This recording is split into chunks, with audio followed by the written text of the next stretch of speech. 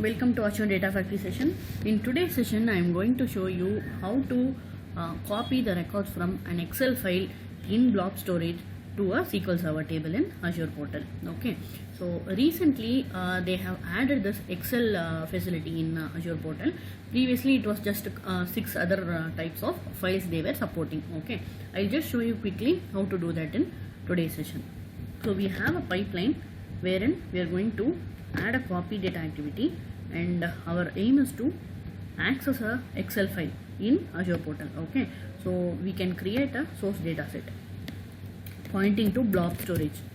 So because our Excel file is in blob storage only, so I'm just accessing it. If you see here, right, previously they had Avro, binary, delimited, JSON, ORC, Parquet and XML. Okay, there weren't Excel file option here. So recently in the past 1 month, right, they have added this. Okay, so say okay and then give a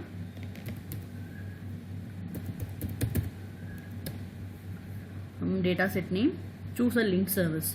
We have already created a link service pointing to the blob, so I am choosing that, and make sure you are pointing to the location of the XLX file. So I am just choosing it, and it will ask for the sheet name. Okay, so let me choose the sheet name and enable the first row as header option. Okay, so we can say okay, that's all. Okay, so we have set up the source data set. So the sync data set we have to create now. Okay, according to the schema of the Excel file, we have to create a table. So I am choosing Azure SQL Server. So say continue, we will say DS Excel output. Link service can be blob link service, and table name we can create a new table name. Okay, we can say test schema underscore from Excel. This can be the table name. Okay, import schema we cannot have because the table is not there, so I am choosing none and saying okay. So the source and sync data sets are done. Okay, apart from this, we just have one more property left, stored procedure name. As we all know, we are not executing any stored procedure, so I am choosing none, and auto create table should be true. Okay, we can leave all other options as such, and we can validate the pipeline. Once the validation is looking good, we can debug it to copy the records from Excel file to SQL Server table. Okay, so let it run. Meanwhile, I will just show you the Excel file itself. Okay, I have gone to portal.azure.com and I have chosen the container that I have created, and inside that I have FSADF container. In the folder name is SA_demo. Inside that I have this XLSX file. Okay, I cannot preview it as such here. So what I have to do is I have to download to show you how does it look. Okay, so let it get downloaded.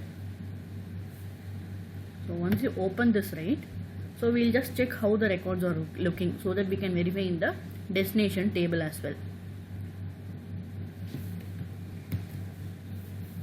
So my sheet is looking like this. We have the first column as header, ID, first name, last name, age and score, followed by 8 to 9 records. Okay, 10 records we have. So this is what we are expecting in the SQL Server table as well. So we'll just quickly go to portal.azure.com again the DB server, again query editor. So this time we should have been seeing a new table created for us, T_ load from Excel, something like that we should be seeing. Okay, so again we have to add some firewall settings. So once you do that, I'm just clicking add client IP so that my database server can be accessed. Okay, so go back to query editor and log in. So once you are successfully logging in, right, you will be seeing a new table created for you, test.t_load from Excel. So expand this and select star from table. So you will be seeing all the records that we were seeing in the Excel file. Okay, this is how we pull records from an Excel file and write it to a SQL Server table. Okay, thanks for watching. If you haven't subscribed to my channel, I request you to subscribe for supporting me and for me to upload more videos with much confidence. Okay, thanks a lot for watching. Keep supporting.